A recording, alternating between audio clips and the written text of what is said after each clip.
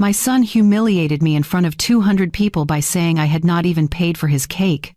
I just smiled, stood up, and walked out. By sunrise, his entire future was gone. I should have known the moment I stepped into that ballroom that I did not belong there anymore. The invitation had arrived 3 weeks earlier, heavy cardstock with gold-embossed lettering that felt expensive just to hold. Ryan Carter's 35th birthday celebration, black tie, the Riverside Grand Hotel. My son was turning 35, and apparently, this required the kind of party I could only dream of hosting back when he was a boy eating birthday cake at our kitchen table. I wore the navy dress I kept for special occasions. It was simple, elegant, appropriate, but the second I walked through those tall double doors, I felt every stitch of it marking me as different. Around me swirled gowns that cost more than my monthly mortgage, suits tailored to perfection, jewelry that caught the light from the crystal fixtures overhead. Laughter floated through the air, champagne glasses clinked, and a live quartet played something sophisticated I could not name. I searched the crowd for my son's face. When I finally spotted Ryan near the bar, my heart lifted for just a moment. He looked so handsome in his tuxedo, his dark hair swept back the way his father used to wear his. But when our eyes met, something shifted in his expression. Not quite recognition, not quite warmth, just a flicker of acknowledgement before he turned back to the circle of people surrounding him. I made my way through the room slowly, trying not to feel invisible. A server offered me champagne. I took it, grateful to have something to do with my hands. People brushed past me in conversation, their perfume expensive, their voices bright with the kind of confidence that comes from never having worried about rent. Where are you watching this from right now? What time is it where you are? If this story is hitting home, please hit that like button and subscribe. I promise you, what happened next changed everything. Now, let me continue. I found a seat at one of the round tables near the back. Not assigned seating, just somewhere I could observe without being in the way. Ryan still had not come over to greet me. I told myself he was busy, that this was his night, that of course he had to attend to his guests. But deep down, in that place where a mother knows things she does not want to admit, I understood the truth. My son was avoiding me. Tessa appeared at his side, her hand sliding possessively around his arm. She wore emerald green, her blonde hair styled in waves that probably required 2 hours and a professional. She whispered something in Ryan's ear, and he laughed, pulling her closer. They looked like they belonged in a magazine. Perfect, polished. A world away from the woman sitting alone at table 17. Dinner was served. I barely tasted it. Courses came and went, each more elaborate than the last. Around me, conversation flowed about vacation homes and stock portfolios and people I had never heard of. I smiled politely when anyone made eye contact, but mostly, I was ignored. Then came the cake. It was massive, 4 tiers of dark chocolate and gold leaf, topped with sparklers that crackled and spit light. Everyone applauded as it was wheeled out. The room dimmed. Phones came up to capture the moment. And Ryan, my beautiful boy who I had raised alone after his father died, walked to the microphone. "I want to thank you all for being here tonight," he began, his voice smooth and practiced. The crowd quieted. "This has been an incredible year, and I could not have done it without the support of some very important people." He gestured toward Tessa, who beamed. "My amazing fiancé, who makes every day better." Applause. Whistles. And of course Victor and Patricia Monroe, who have welcomed me into their family and shown me what true success looks like. More applause. Victor raised his glass from his table near the front, looking every bit the patriarch who had built an empire. I waited. Surely Ryan would mention me. Surely, after everything, he would acknowledge the woman who had sacrificed everything so he could stand in that room. "You know," Ryan continued, his tone shifting to something almost playful, "a lot of people have asked me about this party, how we pulled it off, where the funding came from." He paused, and I swear I felt the air change. "I just want to be clear about something." My hands gripped the edge of the table. "Victor covered everything tonight. The venue, the dinner, the band, everything. My mom did not pay for any of it." He laughed, light and careless. "She did not even pay for the cake." The room erupted in laughter, good-natured, casual, like he had made a joke. But it was not a joke. I felt 200 pairs of eyes slide toward me for just a second before moving away. Embarrassed for me or amused, I could not tell which. My face burned, my throat closed, but I did not cry. I did not shout. I did not make a scene. I just smiled. I set down my napkin, picked up my small purse, and stood. My chair scraped slightly against the floor, but no one noticed. Ryan had already moved on, raising his glass in another toast. Tessa was laughing beside him, her hand on his chest. I walked out of that ballroom with my head high and my heart shattered. The cool night air hit me the second I stepped outside. I made it to my car before the tears came. I sat in the driver's seat, hands shaking, staring at the steering wheel as everything I had been holding back for months finally broke free. He had humiliated me, in front of everyone, and he had not even noticed. But somewhere between the tears and the silence of that parking lot, something shifted inside me. A clarity I had not felt in years settled over my chest like armor. I did not lose my son that night. I had already lost him long before, and that meant I was finally free to stop pretending otherwise. I did not always have money. There was a time when I counted pennies to buy milk. 27 years ago, I became a widow at 30 years old with a 3-year-old son and $17 in my checking account. Robert, my husband, died in a car accident on a Tuesday morning. One moment he was kissing me goodbye at the door, the next I was identifying his body at the county morgue. The life insurance policy we thought we had turned out to be expired. He had missed the payment during a rough month, planning to catch up later. Later never came. I remember standing in our tiny apartment in East Dallas, looking at Ryan asleep in his crib, and realizing with absolute terror that everything now rested on my shoulders. The rent was due in 8 days. The electricity bill was overdue. I had a toddler who needed food, diapers, and a future I had no idea how to provide. So I did what you do when you have no other choice. I worked. I found a job cleaning houses through a service that paid cash at the end of each day. 5 houses on Tuesdays and Thursdays, 6 on Saturdays. I scrubbed toilets, mopped floors, and polished furniture in homes that belonged to people who would never remember my name. My knees ached, my hands cracked from chemicals, but I came home with enough money to keep us fed.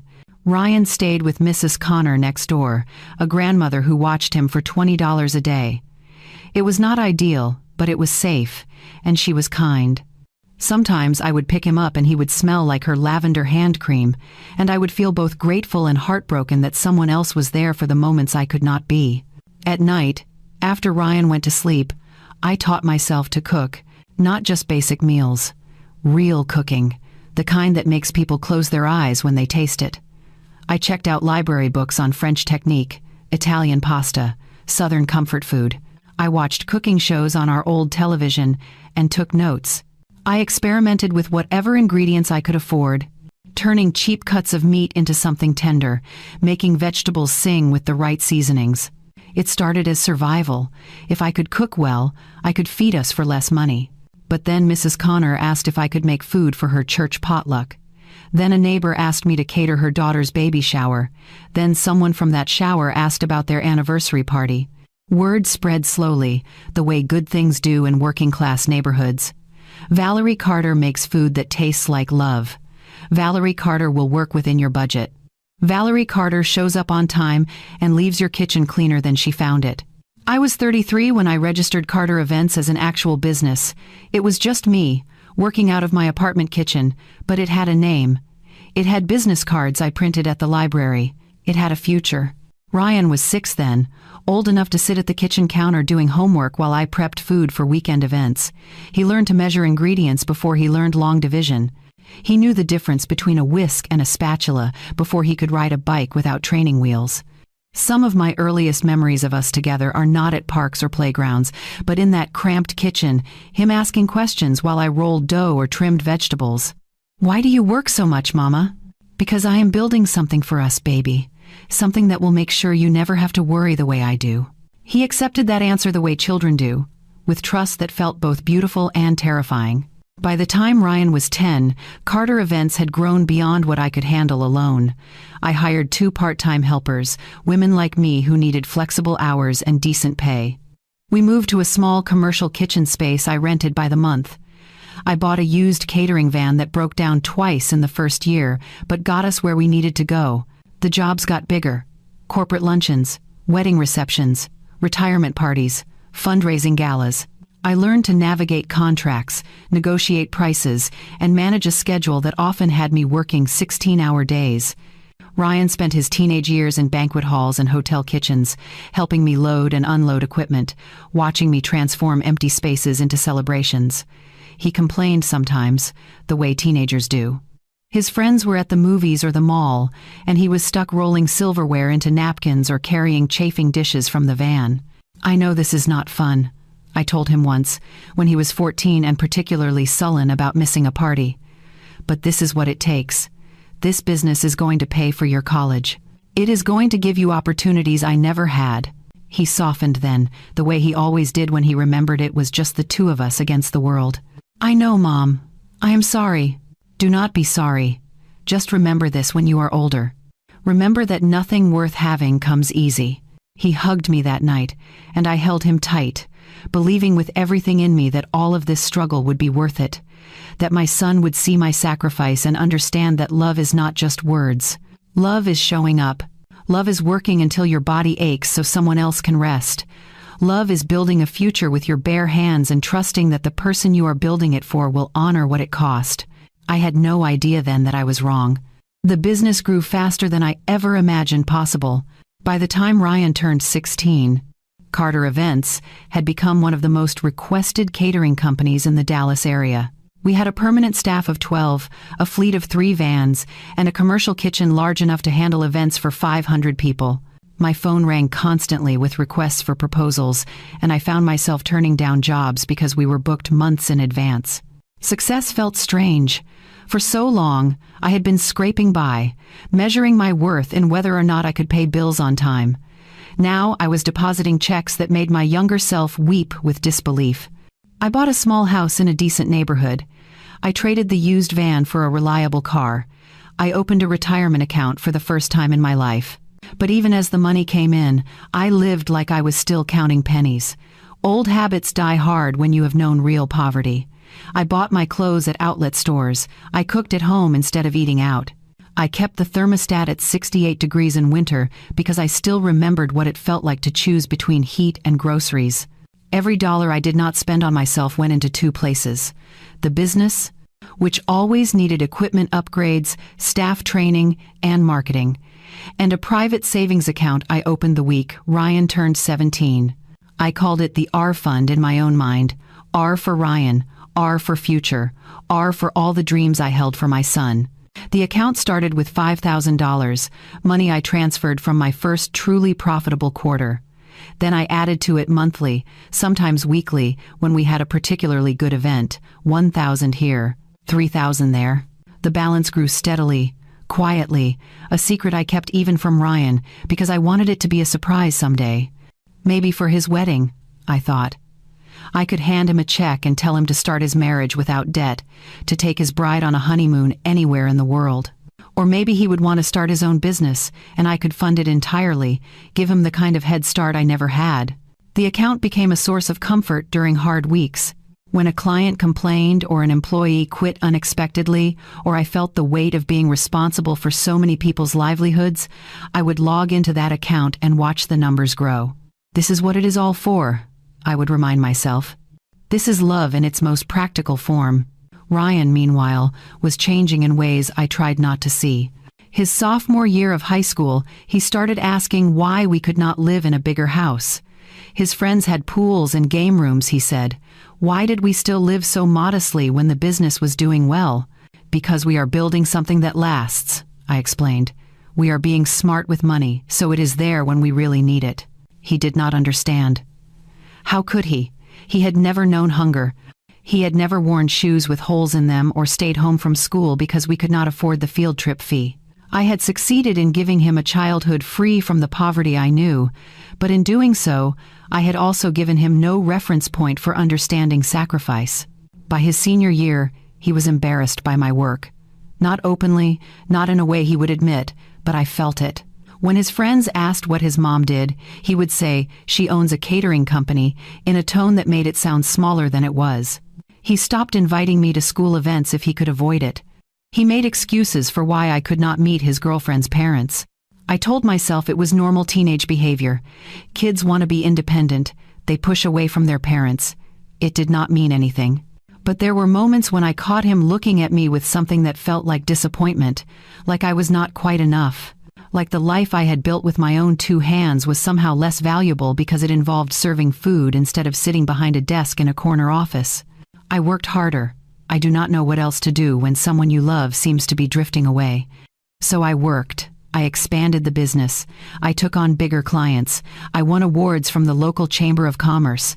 I was featured in a magazine article about successful women entrepreneurs. Look, I wanted to say. Look at what I built. Look at what I did for you. But Ryan was 18 by then, packing for college at Texas State University, his tuition fully paid from the business account. He hugged me goodbye in the driveway, and I held him tight, breathing in the smell of his shampoo, memorizing the feeling of my son in my arms. "I am so proud of you," I whispered. "Thanks, Mom. I will call you when I get settled." He called twice that first semester. I told myself it was fine. He was busy. He was young. He was building his own life, which was exactly what I wanted for him. And when he graduated, when he came back to Dallas and started working for Carter Events like we had always planned, things would get better. He would see the business through adult eyes and understand what it represented. He would finally understand me. The R Fund reached $215,000 the month before Ryan's college graduation. I looked at that number on my computer screen and felt something like joy. This was security. This was freedom. This was a mother's love transformed into something tangible. I could not wait to give it to him. I just needed the right moment, the perfect moment, when he was ready to truly appreciate what it meant. That moment never came, because by the time Ryan moved back to Dallas, he had already met Tessa Monroe, and the son I thought I knew was about to become someone I could barely recognize. Ryan met Tessa at a corporate networking event 6 months after he graduated. He came home that night with a light in his eyes I had not seen in years. "Mom, I met someone," he said, leaning against the kitchen counter while I cleaned up after a long day. "She's incredible, smart, beautiful, ambitious. She works in marketing for her father's investment firm." I smiled, genuinely happy to see him excited about something. "That sounds wonderful, sweetheart. What's her name?" "Tessa Monroe. Her family is really well connected in Dallas. Her dad, Victor, he's built this massive portfolio, multiple businesses, real estate, all of it." The way he said Victor's name, with a kind of reverence I had never heard him use for anyone, made something tighten in my chest, but I pushed it aside. My son was in love. This was supposed to be a good thing. "When do I get to meet her?" Ryan hesitated, just for a second. "Soon. I want to make sure things are serious first." 3 months later, he finally brought her to Sunday dinner. I spent the entire day preparing. I made my best dishes, the ones that had won over countless clients and earned 5-star reviews. Herb roasted chicken with garlic and rosemary, scalloped potatoes with Gruyere, fresh green beans with almonds, a chocolate torte that took 4 hours from start to finish. The table was set with my good dishes, the ones I only used for special occasions. I wore a nice blouse and slacks, applied a bit of makeup. I wanted to make a good impression. This woman might become my daughter-in-law someday, the mother of my grandchildren. When the doorbell rang at 6, I took a deep breath and opened the door. Tessa Monroe stood on my porch looking like she had stepped out of a fashion magazine. Cream-colored cashmere sweater, tailored pants, heels that probably cost more than my entire outfit. Her blonde hair fell in perfect waves, her makeup flawless. She held a bottle of wine that I later learned cost $140. "Mrs. Carter," she said, extending a hand with a smile that showed very white, very straight teeth. "It's so lovely to finally meet you. Ryan has told me so much." "Please, call me Valerie," I said, shaking her hand. Her grip was firm, confident. Come in. Dinner is almost ready." Ryan followed her inside, his hand on the small of her back, watching her like she was the only person in the room. I had never seen my son look at anyone that way. Over dinner, Tessa asked polite questions about the house, about Carter Events, about how long I had lived in the neighborhood. But there was something in the way she asked, a subtle tone that made even compliments feel like observations from someone studying something quaint. "This chicken is delicious," she said, taking a small bite. "Do you cook like this for your events?" "Thank you, and yes, everything we serve is made from scratch. That's always been our philosophy." "How charming." Most caterers these days use pre-prepared items to save time. It must be exhausting doing everything the old-fashioned way. Old-fashioned. The words landed soft but deliberate. "It's what sets us apart," I said evenly. "People can taste the difference." "Oh, I'm sure," she smiled. "It's just such a labor-intensive model. Ryan was telling me you still do a lot of the cooking yourself?" "I oversee all the menus and handle our high-profile events personally." "That's so hands-on." She glanced at Ryan. "Do you help with the cooking too?" Ryan shifted in his seat. "I manage more of the business side now. Operations, client relations, that kind of thing. Which makes much more sense for someone with your education," Tessa said, touching his arm. "A business degree from Texas State should be put to good use in strategy and growth, not in a kitchen." The way she said it, "not in a kitchen," felt like a judgment of everything I had built. I kept my smile in place. The kitchen is where this business was born. It's the heart of everything we do. "Of course," Tessa said quickly. "I didn't mean any disrespect. It's just that there's so much potential for expansion. Ryan and I have been talking about it, actually. With the right investors and a more modern approach, Carter Events could scale significantly." I looked at Ryan. "You've been discussing my business with Tessa?" "Just ideas, Mom, ways we could grow." "My father knows several people in the hospitality industry," Tessa added. "He's mentioned he'd be happy to offer guidance. He's built 3 successful restaurant chains from the ground up." There it was. Victor Monroe, entering the conversation like a solution to a problem I did not know I had. The rest of dinner continued in the same vein. Tessa complimented my home while suggesting renovations. She praised my business while pointing out inefficiencies. She smiled warmly while making me feel small in my own dining room. When they left that evening, Ryan kissed my cheek at the door. "Thanks for dinner, Mom. Tessa really liked you." I watched them walk to his car, watched him open her door, watched her laugh at something he said. And I felt the first real thread of fear that I was losing my son to a world I could not compete with. 2 weeks later, I met Victor Monroe. Ryan invited me to dinner at a steakhouse downtown, the kind with dark wood paneling and a wine list thicker than a phone book. Tessa's parents were joining us, he said, a chance for the families to meet. Victor Monroe was exactly what I expected. Tall, silver-haired, expensive suit, the kind of handshake that was meant to establish dominance. His wife, Patricia, was quieter, elegant, perfectly pleasant in the way wealthy women often are when they are being polite to people they consider beneath them. "So you're the famous Valerie," Victor said, his voice booming across the table. "Ryan tells me you run a little catering operation." "Little. Operation. Carter Events," I said. "We've been in business for 20 years. Impressive longevity for a small business. Most don't make it past 5 years. He cut into his steak with precision. "What's your annual revenue, if you don't mind me asking?" I did mind, but I answered anyway, keeping my voice steady. Victor nodded, unimpressed. "Respectable for a boutique service. Have you ever considered franchising, or bringing in outside capital to expand?" "I prefer to maintain direct control over quality." "Quality is important," he agreed. "But so is growth. A business that isn't growing is dying. That's just economics." Ryan was nodding along, absorbing every word like gospel. The dinner lasted 2 hours, and by the end of it, I felt like I had been measured and found wanting. Victor talked about his empire, his connections, his vision for what Ryan could become with the right guidance and opportunities. He barely asked me anything about myself beyond the initial questions about my business. When we said goodbye in the parking lot, Victor shook my hand again. "It was good to meet you, Valerie. I can see where Ryan gets his work ethic. With a little refinement and the right mentorship, he's going to do great things." Refinement, mentorship, as if everything I had taught my son was just a rough draft waiting for someone better to edit. I drove home that night with my hands tight on the steering wheel, fighting back tears I refused to let fall. Ryan called me the next day, excited. "Victor really liked you, Mom. He thinks we should talk more about the business. He has some ideas that could really help us." Us. Like Victor was already part of the equation. "That's nice, sweetheart," I managed to say. But I knew, even then, that something fundamental had shifted. My son was being drawn into a world where I was no longer the most important voice in his life, and there was nothing I could do to stop it. Sunday dinners had been our tradition for as long as I could remember. Every week, without fail, Ryan would come over, and we would cook together, eat together, talk about our lives.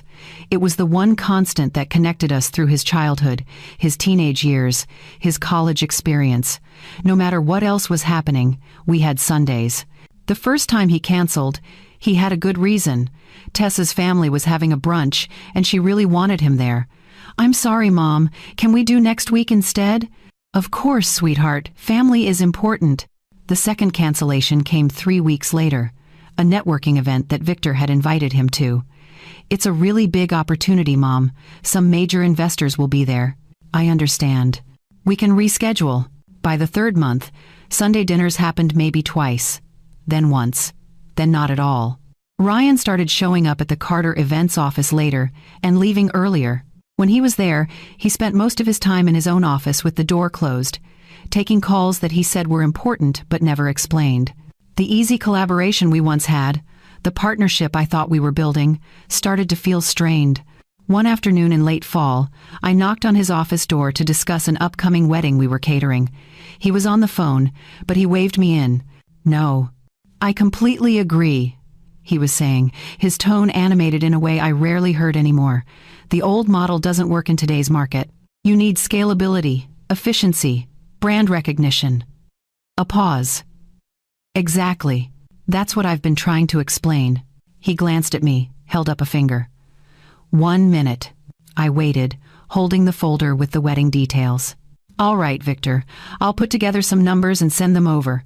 Thanks for the insight." He hung up and finally looked at me. "What's up, Mom?" "The Morrison wedding is in 2 weeks. I wanted to go over the final menu selections with you." Ryan leaned back in his chair, looking suddenly tired. "Can you just handle it? I trust your judgment on that stuff." That stuff. The menus I had spent hours perfecting, the client relationships I had carefully nurtured.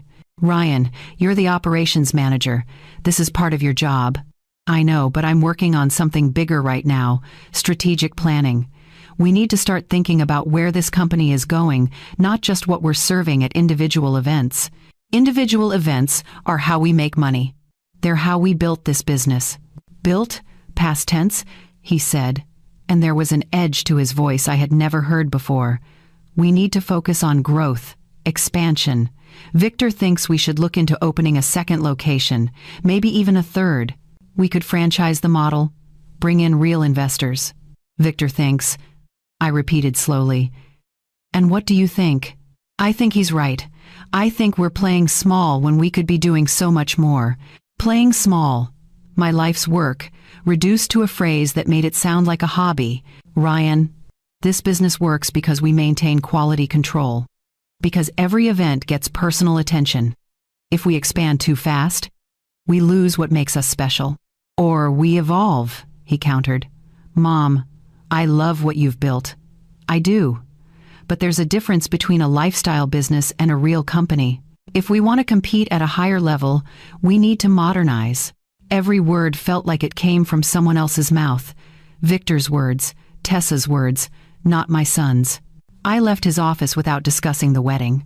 The changes came slowly at first, then faster. Ryan started pushing for decisions I did not agree with. He wanted to switch to cheaper ingredients to increase profit margins. He wanted to hire less experienced staff at lower wages. He wanted to cut corners I had never cut in 20 years of business. "It's basic economics, Mom," he said during one particularly heated discussion. "You're leaving money on the table by being so precious about every detail." Precious. Like caring about quality was a character flaw. We argued more in those months than we had in his entire life, and each argument ended the same way, with Ryan frustrated and me feeling like I was fighting to protect something he no longer valued. Then came the day he asked for ownership. We were alone in the office after everyone else had gone home. He sat across from my desk, his expression serious. "Mom, I think it's time we talked about succession planning." "Succession planning?" "Ryan, I'm 57 years old. I'm not planning to retire anytime soon." I'm not asking you to retire. I'm asking you to give me a stake in the company. Real ownership, not just a salary. I've been working here for almost 2 years now. I should have equity. My hands went cold. This company is my retirement, Ryan. It's my security. And it could be our future together. But I need to have actual power to make decisions. Right now, everything has to go through you, and it's slowing us down. Slowing us down from what? From reaching our potential. He leaned forward. Victor said he'd be willing to invest if I had a controlling interest. Real capital, Mom. Enough to expand properly. There it was. Victor's hand in my business, using my son as the entry point. No, I said quietly. What? No. I'm not giving you controlling interest in Carter Events, and I'm not taking money from Victor Monroe. Ryan's face hardened. Why? Because you don't trust me? Because this is my life's work, and I'm not ready to hand it over to someone who wants to fundamentally change everything I've built. Someone? I'm your son. Then act like it, I said, my voice breaking slightly. Act like you understand what this business means, what it cost me to build it. He stood up, his jaw tight. You want me to be grateful forever? Is that it? You want me to spend my whole life thanking you for sacrifices I never asked you to make? The words hit like a slap. I never asked for gratitude, I whispered. I just wanted you to care. Ryan left without another word. That night, I sat in my home office and did something I had never thought I would do. I called my attorney, David Chen, a man who had handled my business contracts for 15 years. David, I need to make some changes to the company structure. Protective measures. What kind of protective measures? The kind that make sure no one can take this business from me. Not through coercion, not through family pressure, not through anything. There was a pause. Valerie, what's going on? I'm protecting what I built. Can you help me or not? Of course I can help you. Over the next 2 weeks, David restructured Carter Events' legal framework. We created safeguards that ensured I maintained complete control. We removed Ryan's access to certain accounts. We clarified that employment did not equal ownership and that any future transfer of the company would be entirely at my discretion.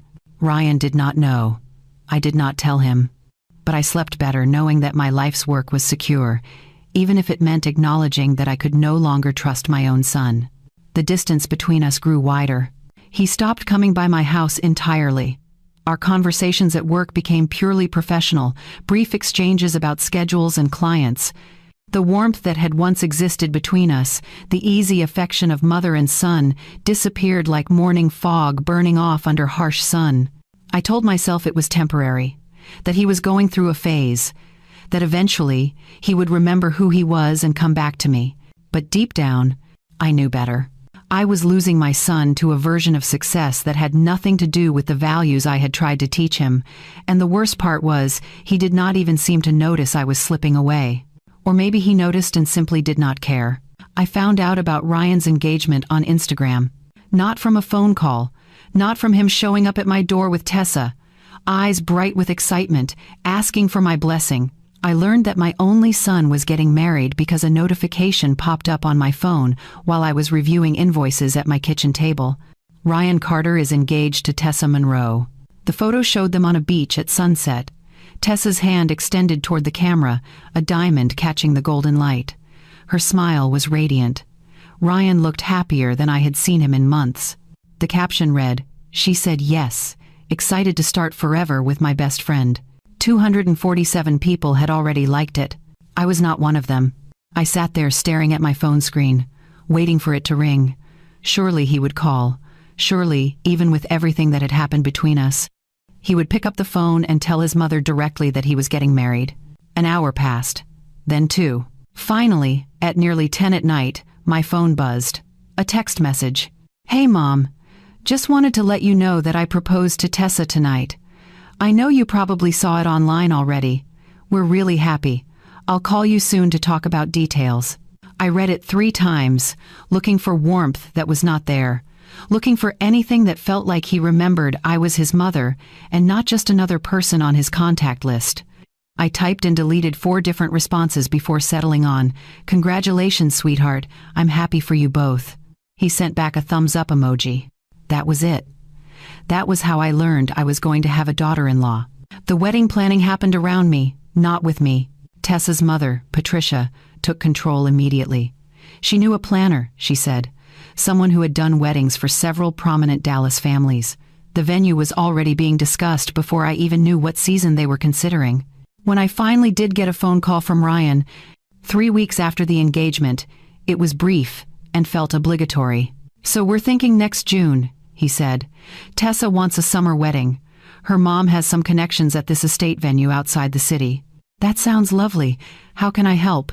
A pause. "We've kind of got it handled, Mom. Patricia is really experienced with this stuff, and the planner she hired is top tier, but we'll definitely keep you in the loop." The loop? Like I was a distant relative, not the groom's mother.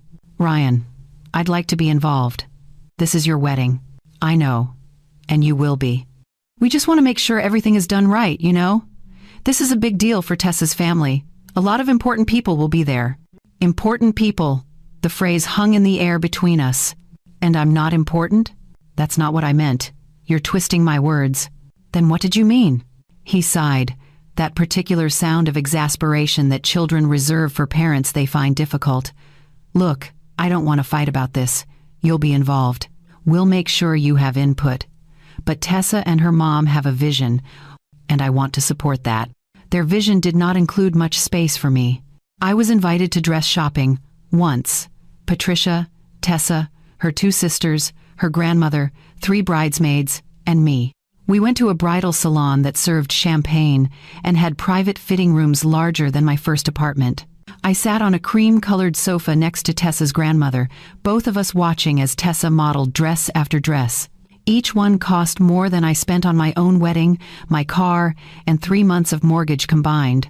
"What do you think, Valerie?" Tessa asked, stepping out in a ball gown with layers of silk and lace. "You look beautiful," I said honestly. "But," Tessa tilted her head smiling. "I can tell there's a but." "No, but you look stunning." "She looks like a princess," Patricia declared. "This is the one." And that was that. My opinion had been requested as a formality, nothing more. Afterward, they all went to lunch at a restaurant where you needed a reservation made weeks in advance. I was invited, of course, but the invitation felt like politeness, not genuine desire for my company. "I actually have to get back to work," I said. "But thank you." "Oh, that's too bad," Patricia said, already turning to tell the hostess they would be a party of 8 instead of 9.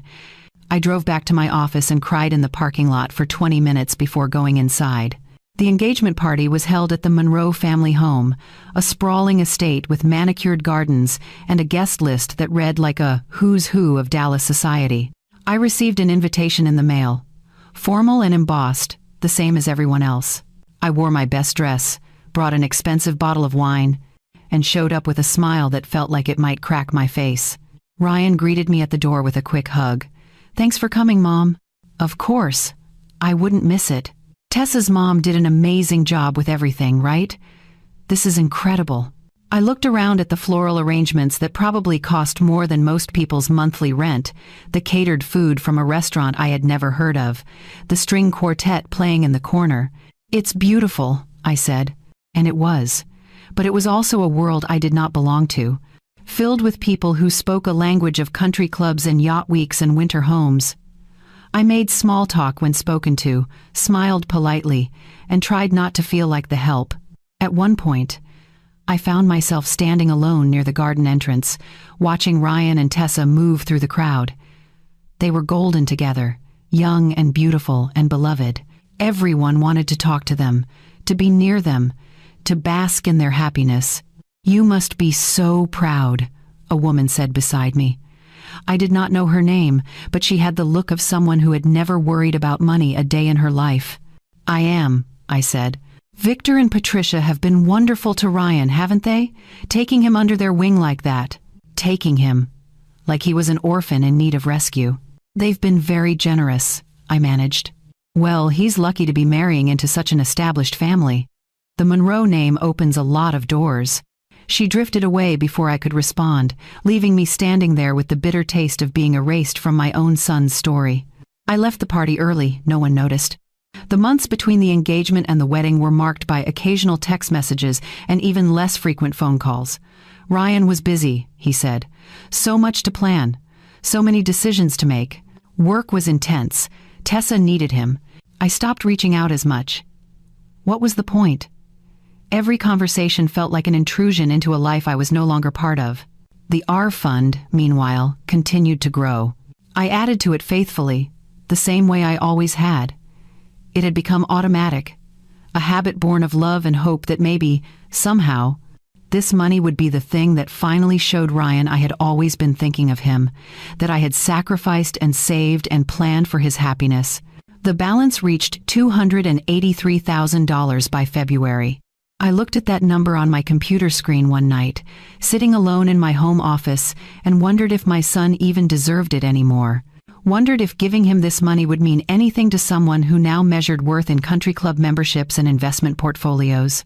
But he was still my son, and I still loved him, even when loving him hurt more than I thought possible. So I kept saving, kept hoping, kept believing that maybe on his wedding day, when I handed him that check, something would shift. He would see what I had done. He would remember that before there was Tessa, before there was Victor, there was a mother who worked herself to exhaustion to give him a life without struggle. Maybe he would come back to me. It was a foolish hope, looking back now, but hope is the last thing a mother lets go of, even when all the evidence tells her she should. I attended the rehearsal dinner in a simple black dress, sat at a table near the back, and watched my son laugh at Victor's jokes. I went home early, again unnoticed, and allowed myself one night of complete grief. Then I woke up, got dressed, and prepared to attend my son's wedding with my head held high and my broken heart carefully hidden. I had no idea that within a month, everything would change. That the humiliation I felt at that engagement party was nothing compared to what was coming, and that the R fund I had so carefully built would become the weapon I never knew I needed. March 16th arrived with perfect weather, which somehow made everything worse. The invitation had specified black tie, which meant I spent money I would normally save on a new dress. Navy blue, elegant, appropriate for a mother attending her son's birthday celebration. I had my hair done at a salon, applied makeup with more care than usual, and tried to convince myself that tonight would be different, that maybe in a room full of celebration, Ryan would remember to include me. I should have known better. The Riverside Grand Hotel was the kind of place that made you feel small the moment you walked through the doors. Marble floors, crystal everywhere, staff in uniforms that probably cost more than my dress. A doorman directed me to the ballroom on the 3rd floor, and I took the elevator up with my stomach in knots. The doors opened to reveal a scene from a magazine spread. The room glowed with soft golden light from fixtures I could not name. Round tables draped in cream linens filled the space, each centerpiece an arrangement of white roses and greenery that must have cost a fortune. A live band played jazz in the corner, and servers moved through the crowd with trays of champagne and hors d'oeuvres that looked like tiny works of art. 200 people, the invitation had said. Looking around, I believed it. I took a glass of champagne from a passing server more to have something to hold than because I wanted it. Then I searched the crowd for my son. Ryan stood near the bar, surrounded by men in expensive suits.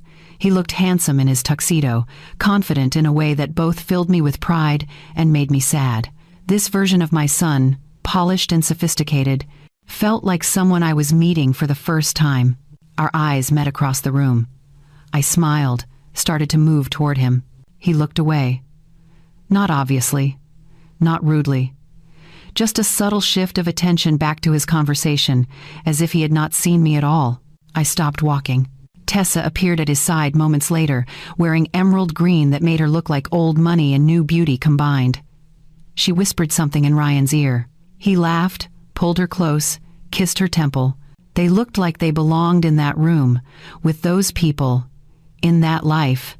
I looked like I had wandered in from somewhere else entirely. I found a table near the back and sat down, watching the celebration happen around me. People greeted each other with familiarity, exchanged inside jokes, discussed vacation homes and business deals. A woman at the next table was complaining about her villa in Tuscany needing renovations. A man behind me was debating which luxury car to buy his daughter for graduation. I sipped my champagne and tried to remember the last time Ryan had called me just to talk. Dinner was announced. People found their seats. I noticed with a sinking feeling that there were place cards at each setting. I was at table 17, near the back corner, seated with people I had never met. Colleagues of Victor's, I learned from awkward small talk. Nice enough people, but strangers who had no idea who I was or why I was there. Ryan sat at the head table with Tessa, Victor, Patricia, and what appeared to be their closest friends. He never looked my way. Not once during the salad course, or the main course, or the conversation that flowed around tables closer to the front. I picked at my food, tasted nothing, and felt invisible. Then came the cake. It rolled out on a cart to actual applause.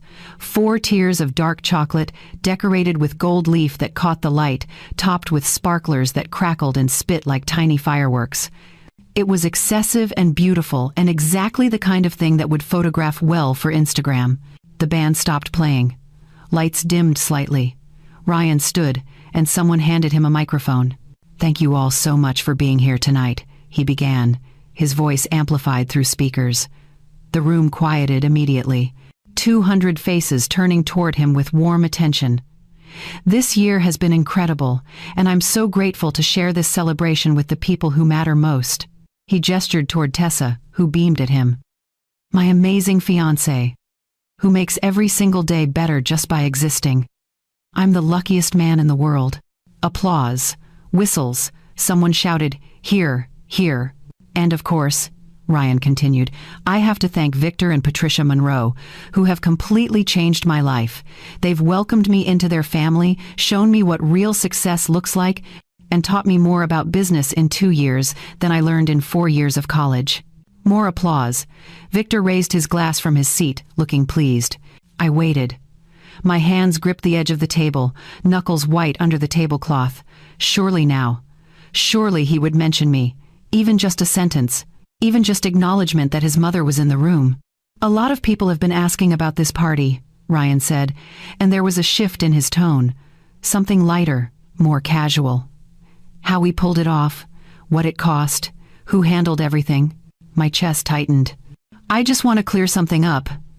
He paused, smiled at the crowd like he was about to share something amusing. "Victor covered everything tonight. The venue, the food, the band, the decorations, all of it." The room was silent, listening. "My mom didn't pay for any of it." He laughed, light and easy. "She didn't even pay for the cake." Laughter erupted around the room, good-natured, casual, the kind of laughter that comes when someone makes a joke that lands just right. But it was not a joke. I felt 200 pairs of eyes flicker toward me. Some people looked amused. Some looked uncomfortable. Most looked away quickly, embarrassed on my behalf. My face burned, my throat closed, my vision blurred slightly at the edges. Ryan had already moved on, raising his glass. "So here's to Victor, for making tonight possible, and to all of you for being here. Let's eat some cake." Cheers, applause. The band started playing again, and I sat there, paralyzed, while the room celebrated around me.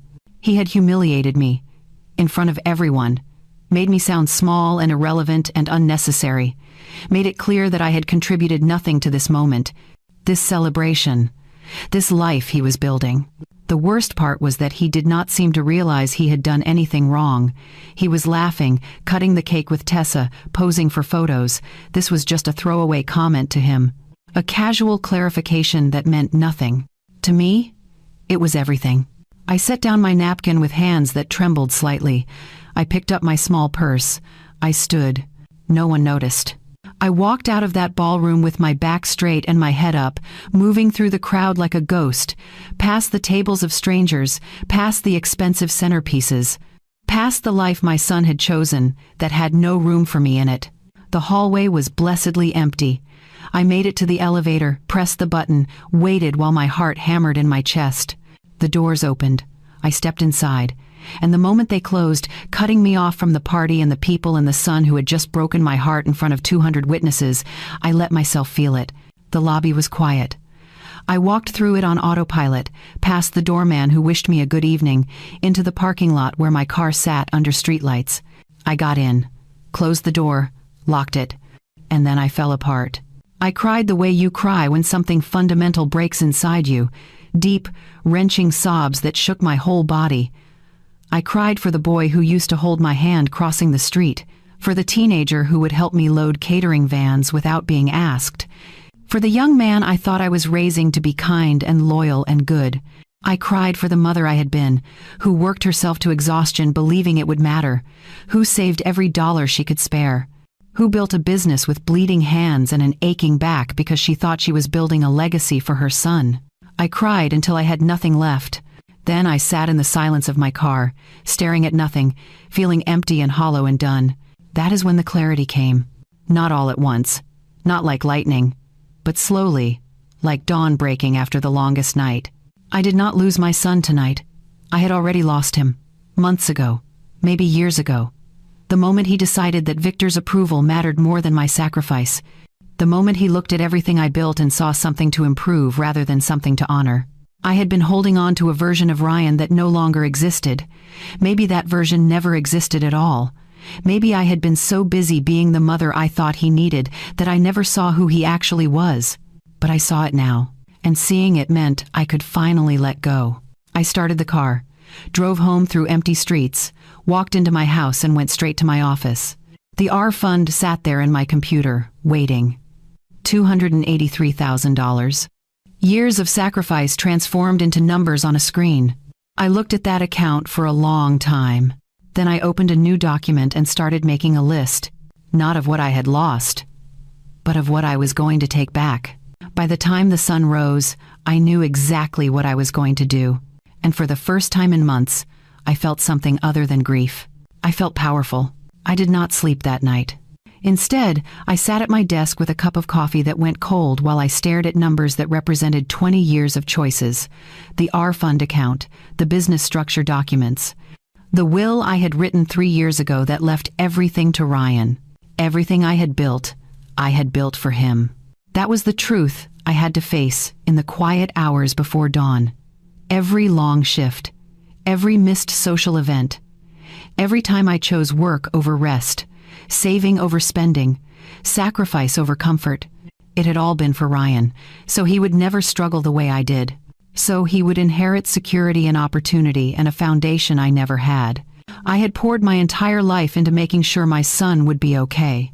And he had just told 200 people that I had not even bought him a cake. At 5:30 in the morning, I pulled up the R fund account one more time. $283,412, years of quiet deposits, money set aside from profitable events, from bonuses I gave myself but never spent, from the raises I never took so the business could grow stronger.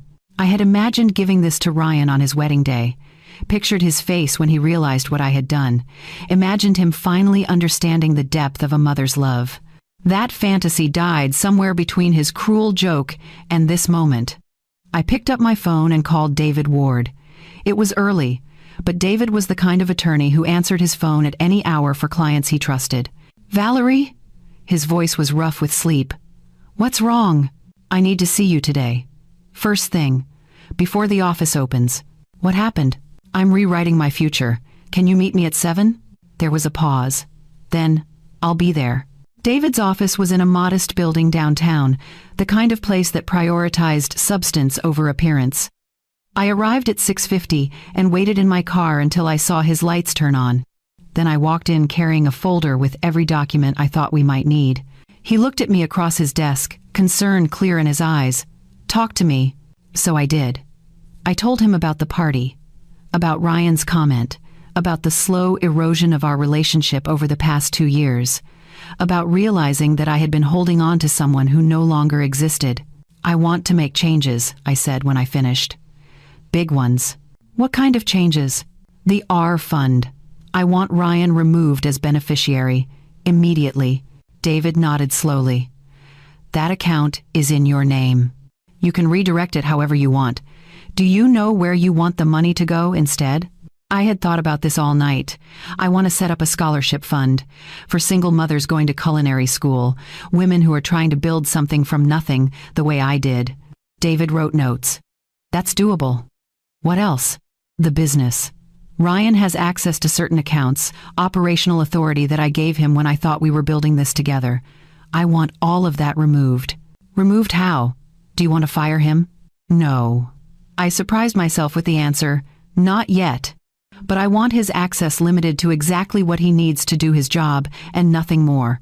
No financial authority, no decision-making power. He's an employee, David. That's all he should have ever been. Understood. What about ownership transfer? Last we spoke, you were considering making him part owner eventually. That's never happening now. I want the business structure locked down so that even if something happens to me, Ryan cannot inherit controlling interest. Who would you want it to go to? I thought about Dana, my niece who had been working at Carter Events for 6 years. Dana, who showed up early and stayed late, who cared about quality the way I did, who understood that this business was built on relationships and reputation, not just profit margins. I need to think about that part, I said. But I know it won't be Ryan. David looked at me for a long moment. Valerie, I have to ask, are you sure? These are permanent changes. Once we remove him as beneficiary, once we restructure his role, there's no easy way back. I'm sure. Even if he apologizes, even if things get better, they won't get better. And even if they did, he needs to learn that actions have consequences. That you cannot treat people, especially your own mother, like they're disposable, and expect everything to stay the same. David nodded. All right then, let's get started. We spent the next 3 hours going through paperwork, beneficiary designation forms for the R Fund, corporate structure documents for Carter Events, updated access permissions for bank accounts and vendor relationships. Every signature I made felt like taking back a piece of myself I had given away too freely. By 10 in the morning, it was done. The R Fund would be transferred to a new scholarship account within 48 hours. Ryan's name was removed from every document where it did not absolutely need to be. His access to company finances was now limited to viewing only, no transfers, no authorizations, no power. How long before he notices? I asked David. Depends on when he tries to access something he no longer can. Could be today, could be next week. He'll be angry, probably. Are you ready for that? I thought about the party. About sitting in that ballroom feeling small and unwanted. About crying in my car while my son celebrated without noticing I had left. I'm ready, I said. I went to the office afterward, walking in like it was any normal day. My staff greeted me with their usual warmth. Dana was already in the kitchen, prepping for an event that weekend. Morning, Aunt Val, she called out. Coffee's fresh. Thanks, sweetheart. I poured myself a cup and watched her work. She moved through the space with confidence and care, treating ingredients with respect, double-checking every detail. She had her mother's kindness and her own quiet strength. I had never given her enough credit for what she brought to this business. That was about to change. Ryan came in around 11, later than he used to, carrying a coffee from the expensive place 3 blocks away instead of drinking what we made here. He nodded at me on his way to his office, barely a greeting. I nodded back and said nothing. Let him have his normal day. Let him think everything was fine. Tomorrow, or the next day, or whenever he tried to access an account he thought was his to control, he would learn differently. I worked through lunch, reviewing contracts and planning menus. Around 2 in the afternoon, my phone buzzed with a text from David. Our fund transfer initiated. Scholarship account will be active by end of week. Corporate changes filed with state. Everything is locked in. I read the message twice, then put my phone away. It was done. 20 years of sacrifice, redirected in a single morning. A future I had carefully constructed, dismantled with a few signatures and phone calls. I should have felt sad, or guilty, or conflicted. Instead, I felt relief. For the first time in longer than I could remember, I had made a decision based on what I deserved instead of what someone else needed from me. I had drawn a line and said no more. I had taken back control of my own life. That evening, I went home and cooked myself a real dinner. Not something quick, not leftovers from a catering event. I made pasta from scratch. A simple marinara sauce with fresh basil from my garden. A salad with good olive oil. I set the table properly, lit a candle, poured a glass of wine, and I ate alone in my kitchen, tasting every bite, feeling more at peace than I had in months. My phone sat silent on the counter. Ryan did not call. He had not called in weeks unless he needed something. But that was okay now, because I had finally stopped waiting for him to remember I existed. I had remembered myself instead. And tomorrow, when he discovered what I had done, when the phone started ringing and the questions started coming, I would be ready, not with apologies, not with explanations that justified my choices, just with the simple truth. I loved my son, but I loved myself more, and that was not something I needed his permission to do. Dana came into my office 3 days after I met with David, carrying 2 cups of coffee and wearing the concerned expression of someone who had been working up courage. "Aunt Val, do you have a minute?" I looked up from the menu planning I had been reviewing. "Of course. Sit." She settled into the chair across from my desk, setting 1 coffee in front of me. "I wanted to talk to you about something, and I'm not really sure how to say it." "Just say it, sweetheart. We've never had trouble being honest with each other." Dana took a breath. "Is everything okay? With you and Ryan, I mean. The energy in the office has been really weird lately, and I can tell something's going on." I should not have been surprised that she noticed. Dana had been around long enough to know when things were off, and she was perceptive in ways that came from actually paying attention to people. "Things are complicated right now," I said carefully. "Is it because of Tessa or her family?" "It's because Ryan has forgotten where he came from, and I've realized I can't keep pretending that's going to change." Dana nodded slowly. "I've noticed him acting different, more dismissive, especially toward you. It makes me angry, honestly. You built this whole company for him." "I thought I did," I said, "but maybe I actually built it for myself and just didn't know it yet." She smiled a little at that. "For what it's worth, I think you're an incredible businesswoman. What you've created here, it's not just a catering company, it's a reputation, a standard. People trust Carter Events because they trust you." Her words settled something in my chest that I had not realized was unsettled. "Dana, can I ask you something?" "Anything." "Why did you come work here? 6 years ago, when you were fresh out of college. You could have gone anywhere, done anything. Why this?" She did not hesitate. "Because you inspired me. Growing up, watching you build this business from nothing, watching you fight for every client and every opportunity, I wanted to be part of something like that. Something real, something that mattered. And now? Do you still feel that way? More than ever. I love what we do here, Aunt Val. I love that we care about the food, about the presentation, about making people's events special. That's rare. Most companies this size have lost that personal touch." I looked at my niece, really looked at her. 28 years old, smart and dedicated, with her whole future ahead of her. She had her mother's eyes and her father's practical sense, but she had something else too. A genuine passion for this work that Ryan had never really had.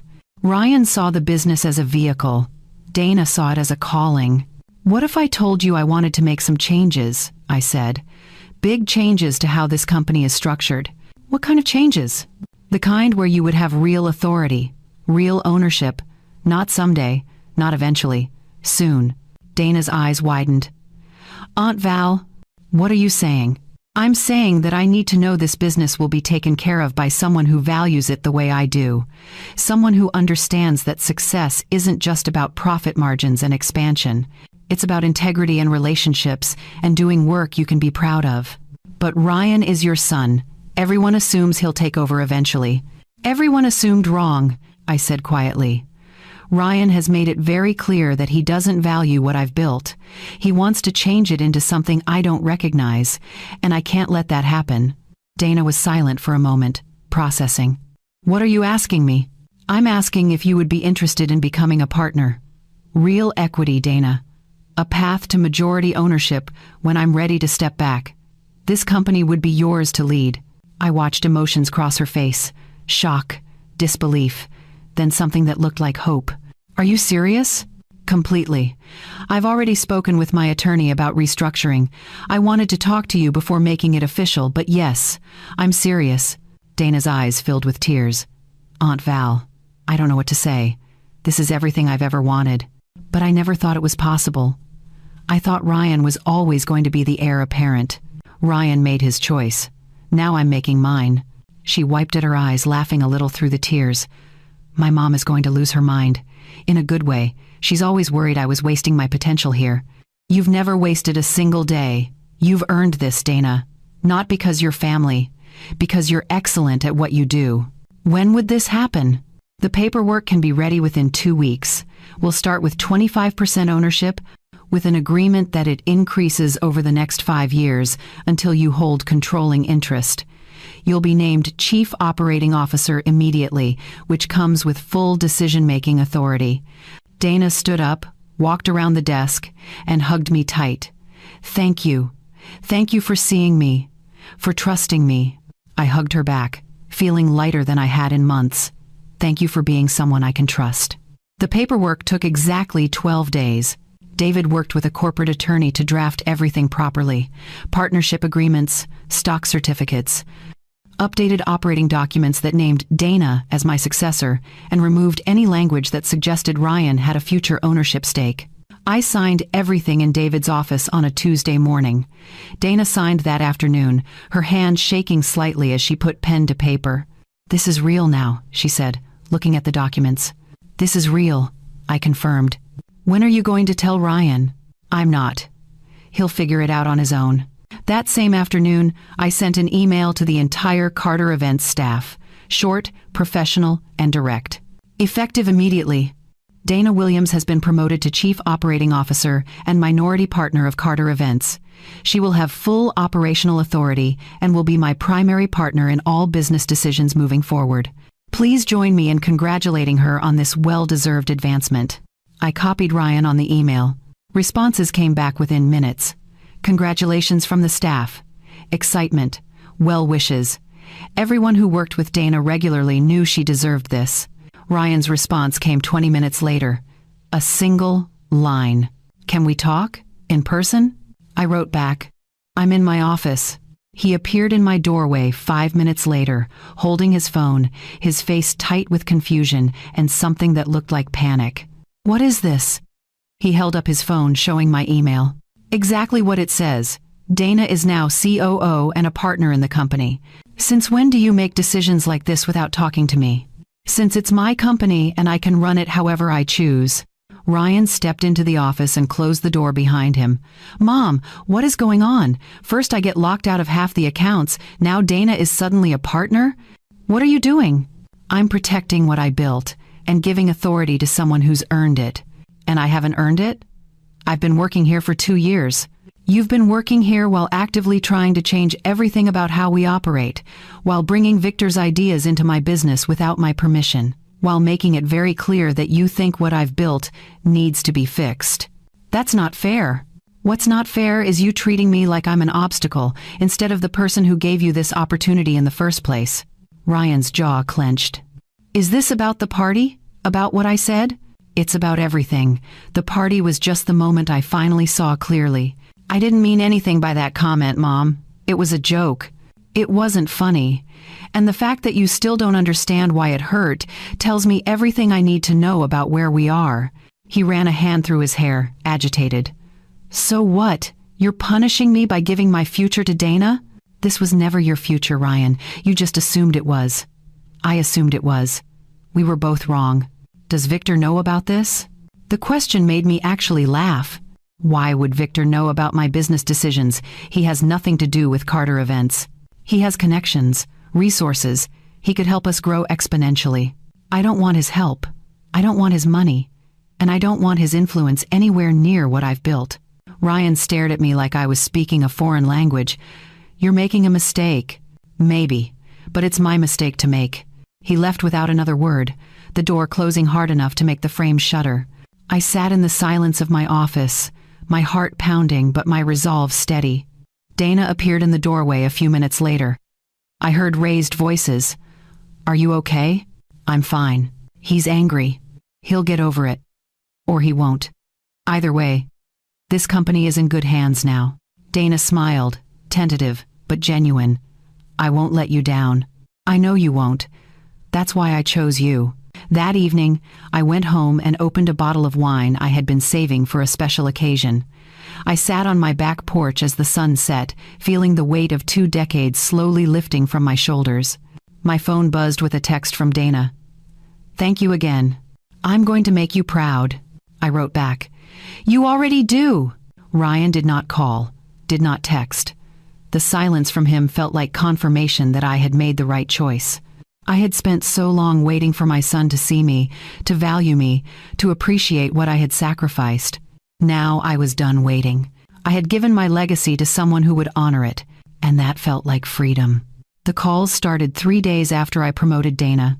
I was in the middle of a tasting session with a bride and her mother when my phone began vibrating in my pocket. Once, twice, 3 times in rapid succession. I ignored it, focusing on the client in front of me, explaining the difference between the herb-roasted chicken and the lemon-garlic version. When the tasting ended and I walked back to my office, I pulled out my phone. 14 missed calls, all from Ryan. No voicemails. Just the relentless repetition of his name on my call log.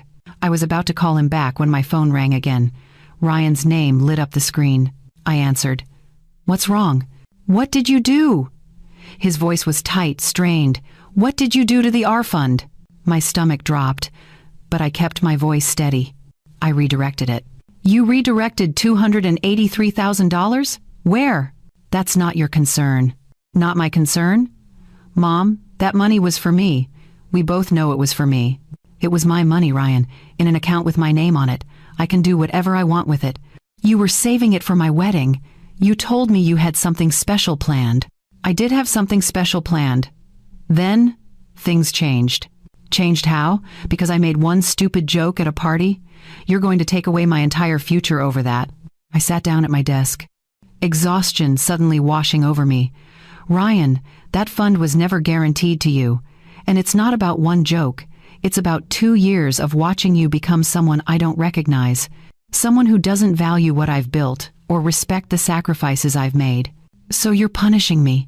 I'm redirecting resources to someone who will appreciate them. I've created a scholarship fund for single mothers pursuing culinary careers. Women who are where I was 25 years ago, trying to build something from nothing." Silence on the other end. Then, "You gave my inheritance to strangers?" "I gave my money to a cause that matters to me. Tessa is going to lose her mind. Do you understand that? We were counting on that money. Why were you counting on money that was never promised to you?" "Because you're my mother. Because that's what mothers do. They help their children." The words hit like a slap, but I didn't flinch. "I've helped you your entire life. I put you through college debt-free. I gave you a job when you graduated. I paid for your car, your apartment deposit, countless other things. At some point, Ryan, you have to stand on your own." "With what? You just took away everything." "I took away money you never had. There's a difference." He was breathing hard now, angry and desperate. "Victor said this would happen. He said you'd try to control me by controlling the money. Victor doesn't know anything about me or our relationship. He knows more than you think. He warned me that you'd never let go, that you'd use the business and whatever else you had to keep me dependent." I laughed, but there was no humor in it. "That's rich, coming from a man who's been manipulating you for 2 years. Who's convinced you that everything I built is somehow inadequate? Who wants access to my business through you? That's not what's happening." "Then what is happening, Ryan? Explain it to me. Because from where I'm sitting, you've spent 2 years pulling away from me, disrespecting me, and prioritizing people who have known you for minutes over the woman who raised you alone. I'm trying to build a life, Mom, a future, with Tessa, and you're making that impossible." "No. I'm making it so you have to build that future with your own resources instead of mine. That's called being an adult." The line went quiet for a long moment. Then Ryan said, his voice cold, "Tessa was right about you." "What did she say?" "That you'd never accept her. That you'd always see her as competition. That you'd do whatever it took to keep me under your thumb." "If that's what you believe, then we have nothing more to talk about." I hung up. My hands were shaking. My heart was racing. But I didn't cry. I had done all my crying. Now there was just the hard, clear truth of the choice I had made. The phone rang again immediately. "Ryan." I declined the call. It rang again. Again. I turned off the ringer and set the phone face down on my desk. When I finally checked it 2 hours later, there were 37 missed calls. The voicemails started after call number 20. The first one was angry. "You can't just ignore me, Mom. We need to talk about this. Call me back." The fifth one was confused. "I don't understand why you're doing this. What did I do that was so terrible? Just call me back and we can talk." The 10th one was panicked. "Tessa's parents found out about the fund being gone. Victor is furious. He's saying things about backing out of business opportunities. Mom, please, we need that money." The 15th one was desperate. "I'm sorry, okay? I'm sorry about the party. I'm sorry about whatever I did to make you this angry. Just please, can we fix this?" I listened to them all, sitting alone in my office after everyone else had gone home. Ryan's voice cycling through every emotion: anger, confusion, panic, desperation, and finally, something that sounded almost like genuine regret. But not once did he say he understood why I had done it. Not once did he acknowledge that maybe, just maybe, he had taken me for granted. It was all about what he had lost, not about what he had done to lose it. By the end of the week, the missed calls totaled 76. 76 times my son had tried to reach me, and 76 times I had chosen not to answer. Dana noticed. "He's been calling the office too, trying to reach you through the main line." "What did you tell him?" "That you're unavailable and you'll return his call when you're ready." "Thank you." "Aunt Val, can I ask you something?" "Of course. Do you think you'll ever talk to him again?" I considered the question. "Eventually. When he's ready to have a real conversation, instead of just demanding I fix what he thinks I broke." "What if he never gets there?" "Then I'll learn to live with that." But the truth was, I didn't know if I could. He was still my son. Somewhere under the entitlement and the influence of people who didn't have his best interests at heart, there was still the boy I had raised, the child I had loved more than my own life. But loving someone doesn't mean letting them destroy you. And that's what Ryan had been doing. Slowly, for 2 years. Destroying the woman I was with, every dismissive comment, every prioritization of Victor's opinion over mine, every moment he made me feel small and unnecessary. I had finally said enough. On Saturday morning, 1 week after the calls started, I woke up to a text message from Tessa. "Mrs. Carter, we need to talk. This situation has gotten out of hand. Ryan is devastated and our wedding planning is in chaos. Whatever is happening between you two needs to be resolved immediately. I think we should all sit down together, including my parents, and work this out like adults." I read it 3 times, feeling anger build with each pass. She thought she could summon me like an employee, include her parents like they had any say in my relationship with my son, demand resolution on her timeline because their wedding planning was affected. I typed back a single sentence. "This is between Ryan and me. When he's ready to talk without Victor and Patricia orchestrating the conversation, he knows where to find me." Her response came within seconds. "You're being unreasonable and selfish. Ryan deserves better than a mother who would sabotage his future out of spite." I didn't respond. There was no point. That afternoon, my sister called. Dana's mother, who I loved dearly but who had a habit of trying to fix things that weren't hers to fix. "Val, what's going on?" Dana told me about the promotion, which is wonderful, but Ryan called me this morning in tears. He says you've cut him off completely. I haven't cut him off. I've set boundaries. By taking away money he was expecting? Money he assumed he'd get without earning it. He's your son. I know who he is, but that doesn't mean I have to fund a life he's building with people who have no respect for me. My sister sighed. "I understand you're hurt, but is this really the answer? Pushing him away when he's about to get married?" "I'm not pushing him away. I'm refusing to be walked on anymore. There's a difference." He's scared, Val. He told me the Monroes are reconsidering some things because of the fund being gone. Business opportunities, connections, things that would help him build his career. Then those opportunities weren't real to begin with. If they only existed because Victor thought Ryan was bringing money to the table, then they were transactions, not opportunities. Maybe. But he's still your son. And I'm still his mother, which means sometimes I have to let him face consequences instead of rescuing him from his own choices. We talked for another 20 minutes, but neither of us budged. She thought I was being too harsh. I thought I was finally being honest. When we hung up, I felt tired but not uncertain. I knew what I was doing was right. Even if it hurt. Even if Ryan never forgave me. Even if I spent the rest of my life wondering if I could have handled it differently. I had finally chosen myself. And that was something I should have done a long time ago. 2 weeks after the calls stopped, Ryan asked to meet me for coffee. The text came on a Tuesday morning, simple and direct. "Mom, can we talk? Just the two of us. No Tessa, no Victor. Please." I stared at the message for a long time before responding. When and where? Tomorrow? That coffee shop on Elm Street. The one we used to go to when I was in high school. The choice of location wasn't accidental. That coffee shop held memories. Saturday mornings before his soccer games. Afternoons when he needed help with homework. Conversations about college applications and dreams for the future. He was reaching for something familiar. Something that belonged to us before everything got complicated. Okay, 2 o'clock. I slept poorly that night, running through possible conversations in my head, what he might say, what I would say back, how it would feel to sit across from my son knowing that everything between us had fundamentally changed.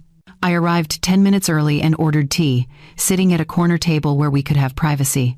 The coffee shop was quiet on a Wednesday afternoon, just a few people working on laptops and a couple sharing a pastry by the window. Ryan walked in at exactly 2 o'clock. He looked terrible. His clothes were neat, his hair combed, but there were dark circles under his eyes and a tightness to his face that spoke of sleepless nights and stress. He had lost weight. When he saw me, something in his expression crumpled slightly before he pulled it back together. He ordered coffee and joined me at the table, sitting down slowly like he wasn't sure of his welcome. "Thanks for coming," he said quietly. "You're my son. I'll always come when you ask." He nodded, looking down at his coffee cup. "I don't know where to start." "Start wherever you need to." Ryan took a breath. "I'm sorry. For the party. For what I said. I've replayed it 1,000 times in my head, and I finally understand how cruel it was. How it must have felt to hear your son say that in front of all those people. It felt like you were erasing me. Like I didn't matter. You do matter. God, Mom, you matter so much. I just got caught up in trying to impress people, trying to fit into Tessa's world, and I lost sight of what was important. What changed? 2 weeks ago you were angry. Now you're apologizing. What happened?" He laughed, but it was bitter. Everything fell apart. That's what happened. When Victor found out about the fund being gone, he pulled back on everything. The business opportunities he'd been promising? Gone. The connections he was going to make for me? Suddenly unavailable. Turns out most of his interest in me was about what he thought I was bringing to the table. "I'm sorry that happened." "Are you?" He looked up at me, and there was no accusation in it, just genuine curiosity. "I'm sorry you were hurt. I'm not sorry you learned who he really was." Ryan nodded slowly. "Tessa's been different too. We've been fighting. A lot. She keeps asking when you're going to change your mind about the money, like that's the only thing that matters. And her mother has opinions about everything, including how I should handle my own mother." "What did you tell them?" "At first, I agreed with them. I thought you were being unreasonable, controlling, all the things Victor said you'd be." He paused, but then I started really thinking about it, about the last 2 years, about how I've treated you. And I've been awful, Mom, not just at the party, before that, for months, maybe longer. His voice cracked slightly. "I took you for granted. I let other people influence how I saw you. I made you feel small when you're the strongest person I know." Tears burned behind my eyes, but I didn't let them fall. "Why did you do it, Ryan? Why was it so easy to push me aside?" "Because you were always there. You were constant. And I think I started believing that meant you always would be, no matter how I treated you. Victor and Tessa, they were new and shiny and impressive. You were just Mom. Reliable, dependable Mom, who would love me no matter what. I do love you no matter what, but that doesn't mean I have to accept being disrespected. I know. I understand that now. And I'm so sorry it took losing everything for me to see it." We sat in silence for a moment. Outside, rain had started to fall, soft and steady against the windows. "The fund," Ryan said finally. "I'm not asking you to change your mind about it. I know that money is gone, and honestly, it should be. But I need to know if you can ever forgive me." I already forgive you, Ryan. I forgave you the night of the party, sitting in my car, because that's what mothers do. We forgive our children even when it hurts. But forgiveness doesn't mean things go back to how they were. Trust takes time to rebuild. What about the business? Dana being partner? That's not changing. Dana has earned her place at Carter Events. She's proven herself over 6 years of dedicated work. And more than that, she values what I've built. She's not trying to turn it into something else. Ryan flinched but nodded. I understand. I don't like it, but I understand. What are you going to do now? With your career? Your future? I don't know. I've been thinking about striking out on my own. Maybe starting something separate from Carter Events, separate from Victor's world. Building something that's actually mine. That sounds like a good plan. Will you help me? Not with money. I'm not asking for that. But with advice? With your experience? I looked at my son, really looked at him. He was broken in a way he needed to be, humbled by consequences he'd brought on himself. But somewhere in that brokenness, I could see the boy I'd raised, the one who used to help me in the kitchen, the one who understood what hard work meant. I'll help you, but on one condition. Anything. You have to do the work yourself. I'll guide you, I'll give you advice, I'll be your sounding board, but I won't rescue you from failure. You need to build something you can be proud of because you earned it, not because I handed it to you. Fair enough. And Ryan? The wedding. If you marry Tessa, you need to be sure it's for the right reasons. Not because you're already engaged. Not because you're afraid of disappointing her family. Because you genuinely want to spend your life with her. He was quiet for a long time. I don't know if I do anymore. These last few weeks showed me sides of her I didn't want to see. And I think they showed her sides of me she didn't like either. Then maybe you need to have some honest conversations before you make any permanent decisions. Yeah, maybe. We finished our coffee while the rain continued outside. The conversation shifted to lighter things, Dana's excitement about her new role. An upcoming event, Carter Events, was catering for a local charity. Small talk that felt like the beginning of something, not the end. When we stood to leave, Ryan hugged me. Really hugged me, the way he used to before everything got complicated. I love you, Mom. I'm going to do better. I promise. I love you too, sweetheart. And I believe you'll try. That's all I can ask for. We walked out into the rain together, and for the first time in months, I felt like maybe my son and I could find our way back to each other. Not to where we were. That was gone. But to something new, built on honesty instead of assumptions. It wouldn't be easy. Trust was broken, and repairing it would take time. But at least now, we were both willing to try. That evening, I got a text from Ryan. I talked to Tessa. We're postponing the wedding. We both need time to figure out if this is really what we want. Thank you for pushing me to be honest with myself. I wrote back. Proud of you for making a hard choice. Whatever happened next, Ryan would face it without my money cushioning his fall, without guaranteed inheritance waiting in the wings, without the safety net I'd spent decades building for him. He would face it as an adult, making his own decisions and living with his own consequences. And maybe, just maybe, he would become the man I always hoped he could be. Not because I forced him to, but because he chose it for himself. 6 months later, I woke up on a Saturday morning with absolutely nothing I had to do. No events to oversee, no staff meetings to run, no crisis to manage. Just a quiet morning stretching ahead of me with no obligations attached to it. It felt strange, foreign, even. For 20 years, my life had been measured in events and deadlines, in client needs and business emergencies. There was always something that required my immediate attention, always someone who needed me to solve a problem. But Dana had taken over day-to-day operations completely, and she was thriving. The business was doing better than ever under her leadership. She had brought in 2 new corporate clients, expanded our seasonal menu offerings, and hired 3 additional staff members who shared her passion for quality. Carter Events didn't need me the way it used to, and for the first time in my life, that felt like freedom instead of failure. I made coffee slowly, standing at my kitchen window watching the morning light filter through the trees in my backyard. Birds gathered at the feeder I had finally installed last month. A neighbor walked their dog past my fence. The world moved at its own pace, and I was finally moving with it instead of racing ahead. My phone buzzed with a text from Dana. "Morning. Just confirming you're still coming to the Peterson wedding today? I know you said you wanted to observe, not work." I smiled. "I'll be there. Just watching, I promise." "Good. I want you to see what we've been working on. I think you'll be proud." I was already proud. Dana had proven every instinct I'd had about her correct. She led with confidence and kindness, pushed the team to excellence without burning them out, and treated clients with the same personal attention I had always prioritized. The business was in better hands than I could have hoped for. I arrived at the Peterson wedding venue 2 hours before guests were scheduled to arrive. The transformation was already underway. Dana moved through the space like a conductor leading an orchestra, every detail choreographed, every team member knowing exactly what to do. She saw me and grinned. "What do you think so far?" "I think it's going to be beautiful. Come see the dessert display." I tried something new.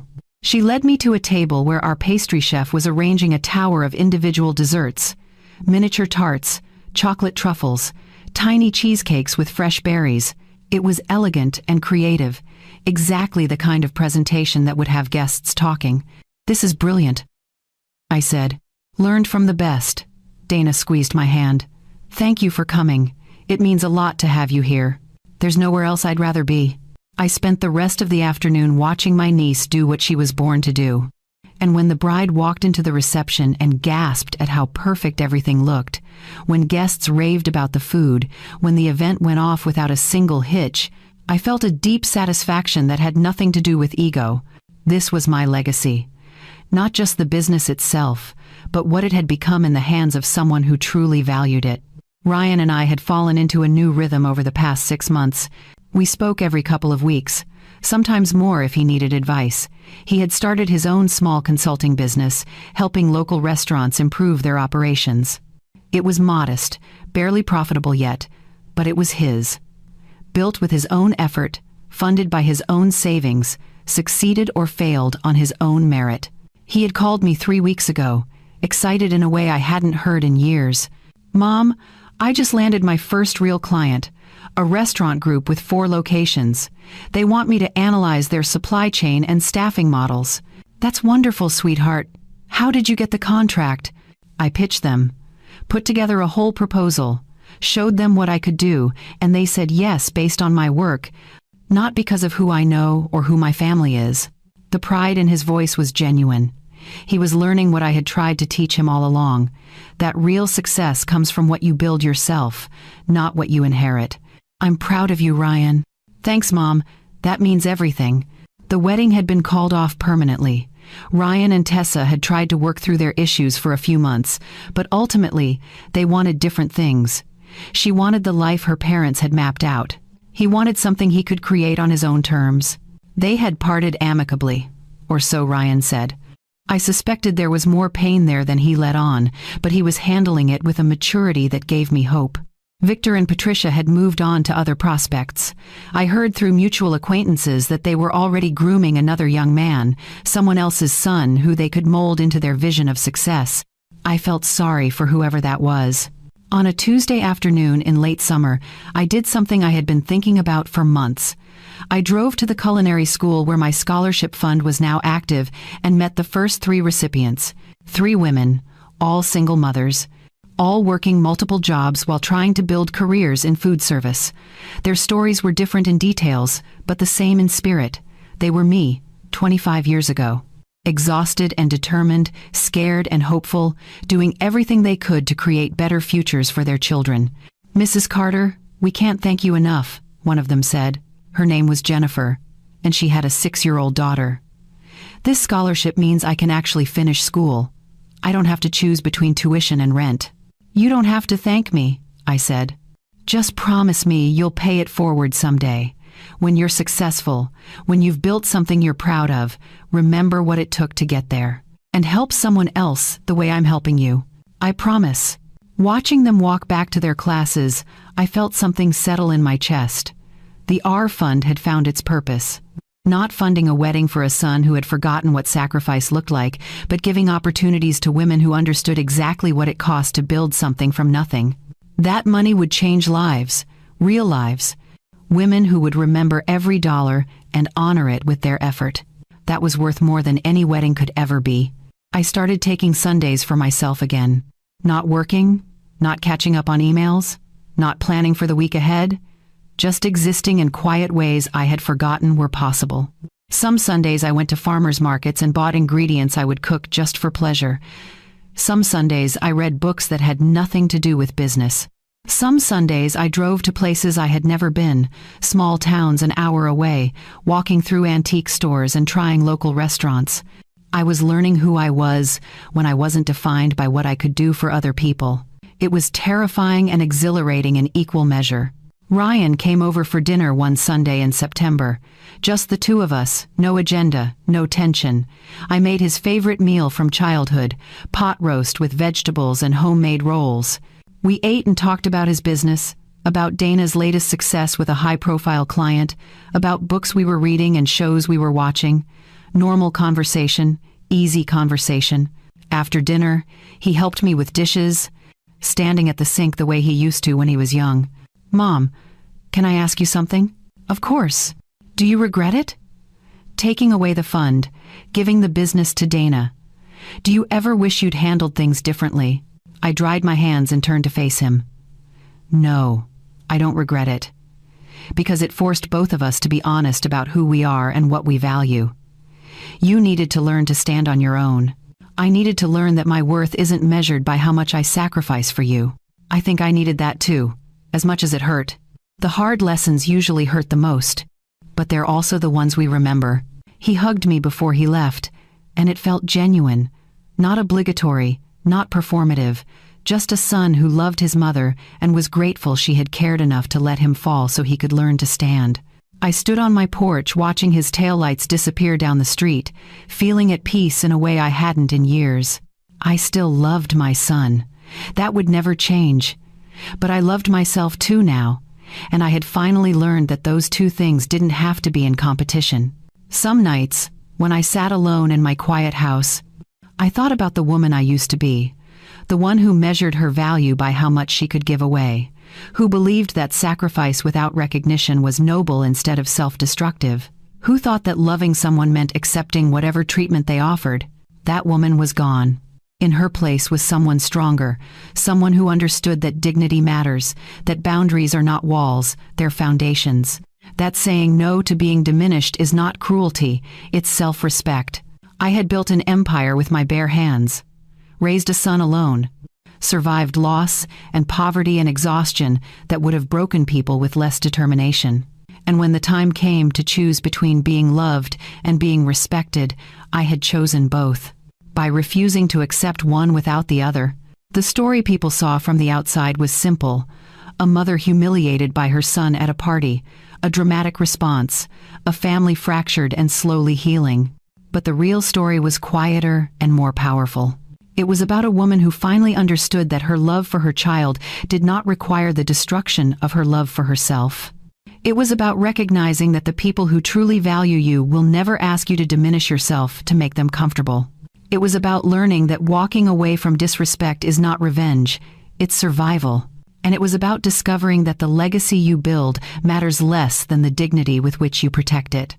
I gave my son everything I had for years: my time, my energy, my money, my dreams. When he showed me that everything wasn't enough, that he wanted more while offering less, I finally did what I should have done sooner. I gave myself permission to stop, to redirect my resources to people who would honor them, to set boundaries that protected my peace, to love my son without destroying myself in the process. That was my revenge, if you want to call it that. Not dramatic confrontation, not public shaming, not cruelty returned for cruelty received. Just a quiet, firm decision to value myself as much as I had always valued him. And in the end, that turned out to be the most powerful thing I could have done. For both of us. So, if you're watching this and you see yourself in my story, if you've been giving and giving to someone who only knows how to take, let me tell you what I learned. You are not required to set yourself on fire to keep someone else warm. Even if that someone is your own child, love them, forgive them, support them when you can, but never, ever let them convince you that your dignity is negotiable. Because the moment you stand up for yourself, the moment you draw that line and refuse to cross it, something shifts. Maybe they learn, maybe they don't. But you learn. You learn that you are worth protecting, worth defending, worth honoring. And that lesson is worth more than any amount of money, any inheritance, any legacy you could leave behind. I still love my son, but for the first time in my life, I love myself more, and that makes all the difference. If this story resonated with you, if you've ever felt invisible or taken for granted, leave a comment below, share your experience, let's support each other. And don't forget to like this video and subscribe for more stories about finding strength when life tests you. Thank you for listening to my story. And remember, it's never too late to choose yourself.